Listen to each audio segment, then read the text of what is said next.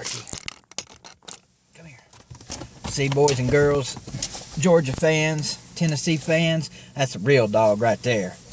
That's a real dog. Now, a hound dog, particularly a blue tick coon hound like Smokey, that's a real dog too, as opposed to a bulldog, which is basically, a bulldog is just well, they kind of remind me of myself, you know, a short, fat, lazy turd, you know, minus the lazy part. I'm not lazy, but I'm a short, fat turd, and that's like a bulldog. But Archie here, he's 10 or 12 years old. I'm not exactly sure how old he was when I got him, but I've had him almost 9 years, and he's still full of energy.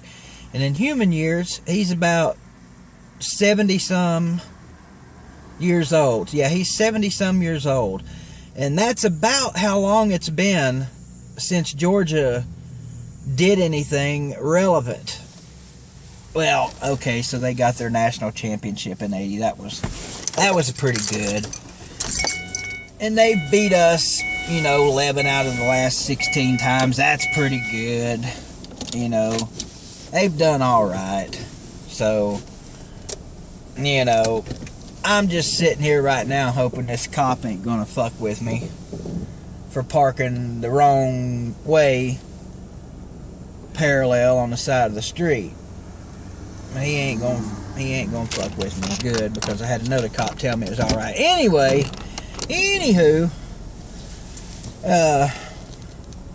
we got them Georgia Bull puppies tomorrow, 3:30. And I'm not going to say it's been a good hate week, because they'll never be. It's like Lewis said, 2009 is not coming back, you know. Well, part of 2000, you're wrong about one thing, Lewis. Part of 2009 is coming back.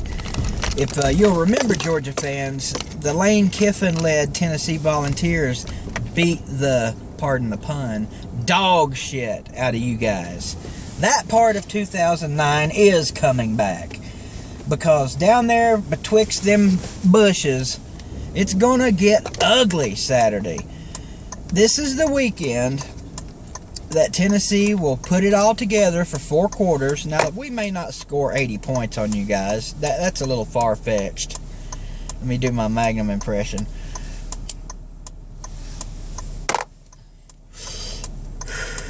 What's going on, TTC?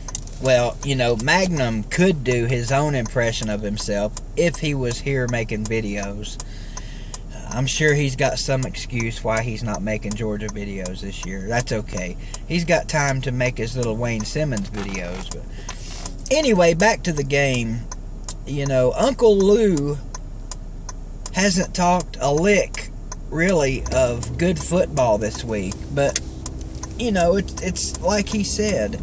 If people want statistics and breaking a game down like that, they'll go to ESPN, which is kind of funny, because later that day he made a video breaking the game down, even used ESPN references in it. But that's okay. Uncle Lou, he's a good guy. He just roots for the wrong team.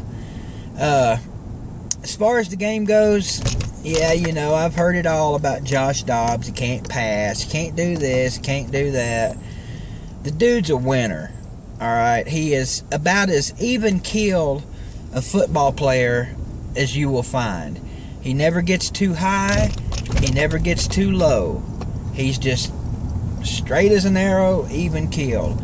You know, you watch him, when we were down 21-0 this weekend, his expression was the same as it was when we ended up winning 38-28.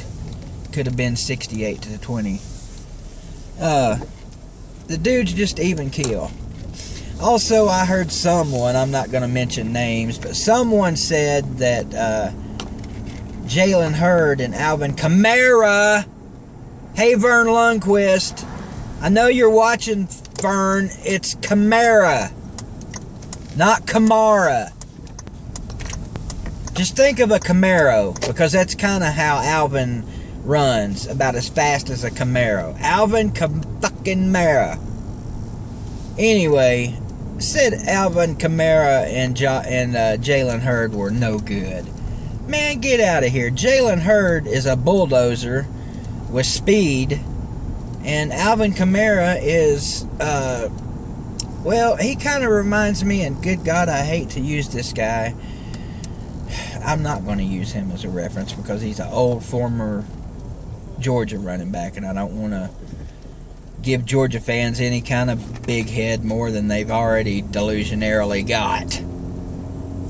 Alvin Kamara reminds me of, you know, a lot of the running backs back in the day. He's kind of Charlie Garner-ish, not quite on Charlie Garner's level, but hell, who was on Charlie Garner's level? The two of those guys, if used properly, that's the key phrase, if used properly back there, are a virtuoso or virtually unstoppable. Jalen Hurd gets stronger as the game goes. In the fourth quarter, you can count on getting trucked. Ask Georgia. I mean, no, he's not the guy that's going to break off an 80-yarder every game, or hell, even every other game, or even every third game, or not at all this year so far. But he's going to get you 100 yards every game, or closely there to it. Alvin Kamara, you know, if he was the featured back, he would be 100 yards plus back. I'm not going to sit here and defend Jalen Hurd and Alvin Kamara. Anybody with any football brain at all knows those are two great running backs. Wide receivers, you know, we're stacked at wide receiver, and a few of them are finally starting to ball out this year. Juwan Jennings, the former quarterback, and Josh Malone. I'm a little bit disappointed with my boy Preston, but that's okay. Maybe he'll get his shit together next year. This game is going to be ugly. It's going to be ugly. Tennessee puts it all together this weekend. Georgia's going to play hard. And Georgia's going to play good for a little while. And, it's going to be a scrappy ball game for a while. Because, down there, they're proud. Them Georgia people down there are proud. Proud people. Proud football team. Proud football tradition. Not a very good football tradition, but a proud one. They're going to fight hard. And it'll be a ball game for a while. But Tennessee in the second half will wear them down and wear them out. And I'm going to say final score, Tennessee 30... let's go 42. Tennessee 42, Georgia 21. We're going to double you up. Have a good Friday, boys and girls. Go Vols.